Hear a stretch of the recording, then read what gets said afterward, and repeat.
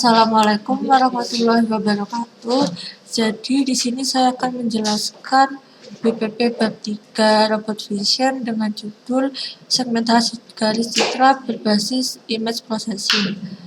Untuk tujuan praktikumnya itu sendiri, yang pertama praktikan dapat melakukan uji data training dari pemrograman Python. Lalu yang kedua, praktikan mampu memahami konsep dari segmentasi citra menggunakan bahasa pemrograman Python. Dan yang terakhir, praktikan mampu memahami metode yang digunakan untuk pengolahan segmentasi citra. Mungkin dari judulnya ini terdapat kata citra. Citra atau image merupakan istilah lain untuk gambar sebagai salah satu komponen multimedia yang memegang peranan penting sebagai bentuk informasi virtual. Jadi di citra ini memiliki banyak sekali informasi.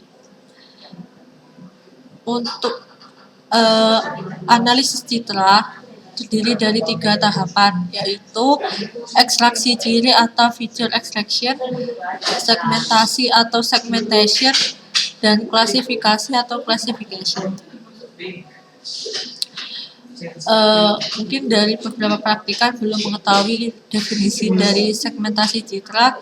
Segmentasi citra merupakan proses membagi gambar digital menjadi beberapa segmen atau kumpulan piksel. Untuk segmentasi gambar biasanya digunakan untuk menemukan objek dan batas seperti garis, kurva, dan lain sebagainya dalam gambar. Segmentasi gambar dapat juga diartikan proses pemberian label ke setiap piksel dalam gambar sehingga piksel dengan label yang sama memiliki karakteristik tertentu.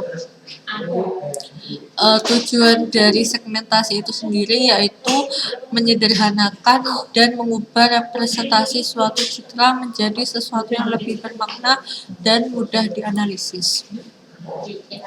Lalu selanjutnya di sini terdapat pendekatan segmentasi citra berdasarkan properti citra. Yang pertama yaitu discontinuity detection based approach.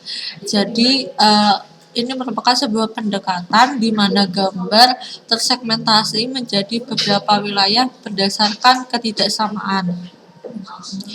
Lalu yang kedua ada similarity detection based approach.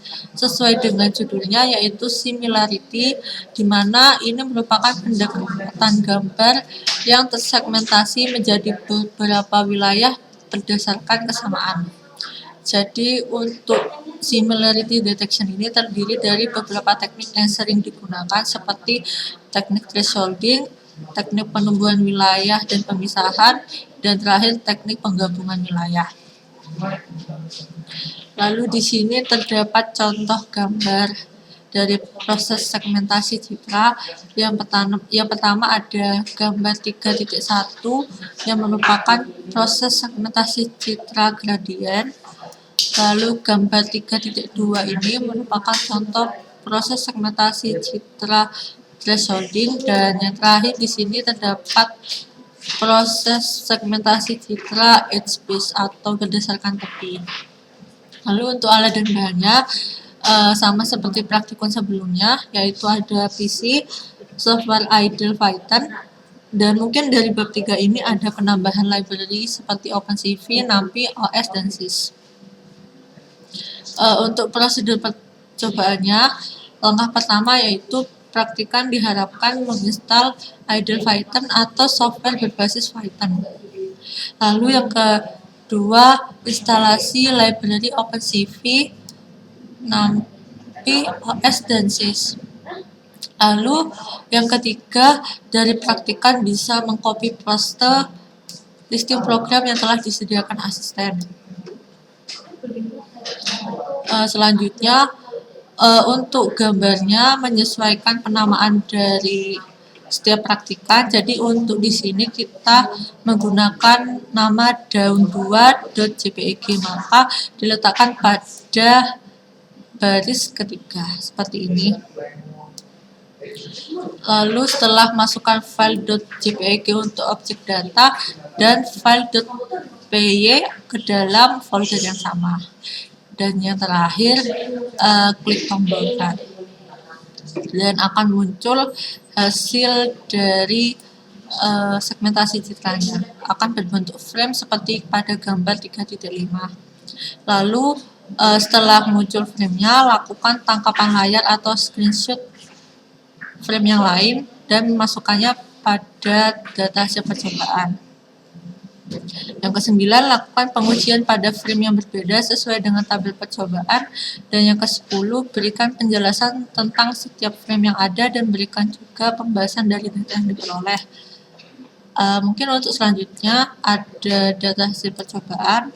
Jadi untuk tabel 3.1 data hasil percobaan ini, untuk gambar hasil percobaan diisi oleh hasil screenshot gambar yang telah dilakukan oleh praktikan pada setiap frame. Nah, setiap frame itu dari praktikan diharapkan mengidentifikasi atau mengklasifikasikan metode apa kira-kira yang cocok untuk frame tersebut. Jadi metodenya bisa dimasukkan di dalam segmentasi garis citra dan gambarnya pada gambar hasil percobaan. Setelah selesai dilakukan, berikan penjelasan sekaligus analisis tentang apa yang kalian dapat dari bab 3 ini. Mungkin itu saja presentasi PPP bab 3. Modul selanjutnya yaitu penjelasan mengenai pengambilan data pada bab 3. Yang pertama, bisa menginstal library yang dibutuhkan pada pengambilan data kali ini, yaitu terdapat library NumPy, SJS, OS, dan OpenCV. Untuk menginstalnya bisa melalui cmd. Untuk menginstalnya bisa mengetikkan pip install NumPy atau sesuai dengan library yang akan diinstal. Jika library tersebut sudah diinstal, maka akan ada tulisan recruitment already. Selanjutnya bisa menginstal library dari OpenCV.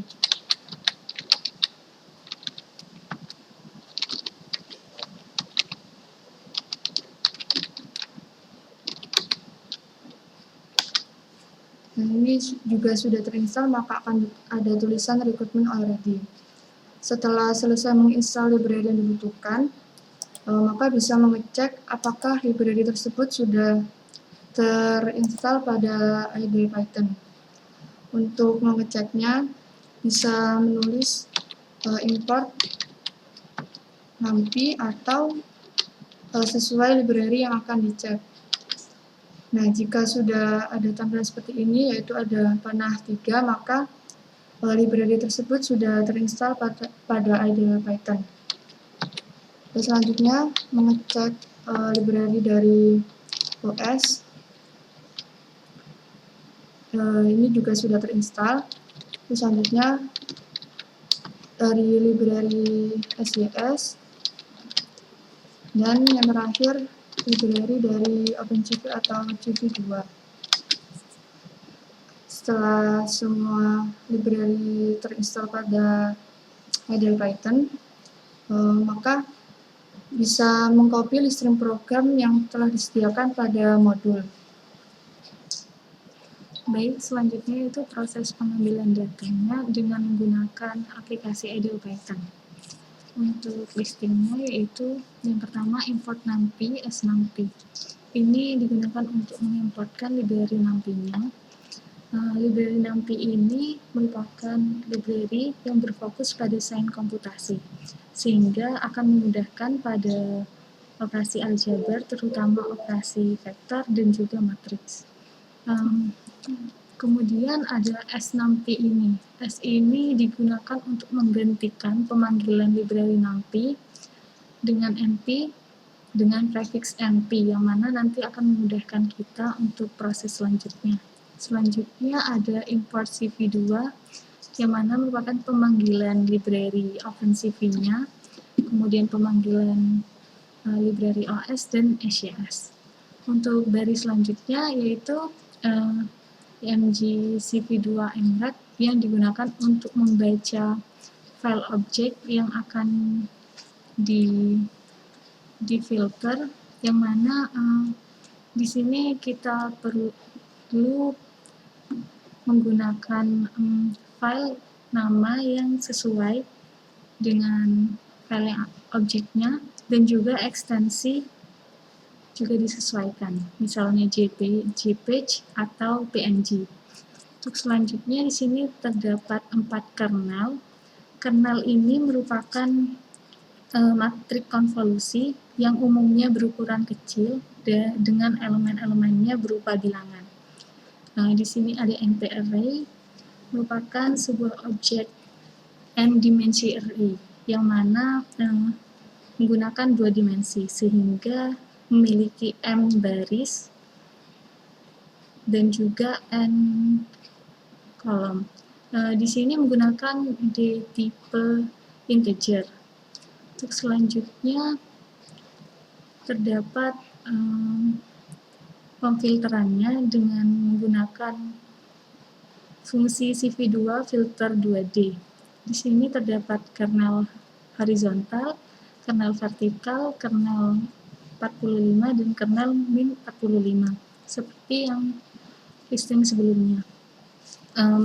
Di sini menggunakan min 1 yang mana nanti itu hasil gambarnya akan memiliki depth atau kedalaman yang sama dengan gambar aslinya. Selanjutnya di sini terdapat fungsi CV2 mshow yang mana digunakan untuk menampilkan hasil filternya nanti pada jendela. Dan yang terakhir ada CV2 width-k. Di sini digunakan untuk mempertahankan window agar tetap menampilkan gambar. Langsung saja kita run simulasinya. Dengan F5 juga bisa. Nah, jadi akan menghasilkan gambar seperti ini. Selanjutnya kita pilih salah satu saja, lalu bisa dibandingkan dari hasil filternya dan juga hasil dari gambar aslinya. Setelah itu lakukan screenshot pada hasil pemfilterannya dan juga lakukan pengujian pada pemfilteran yang lain. Dan setelah itu identifikasikan setiap filter tersebut termasuk ke dalam metode segmentasi yang mana. Mungkin itu saja yang bisa saya sampaikan, kurang lebihnya mohon maaf. Assalamualaikum warahmatullahi wabarakatuh.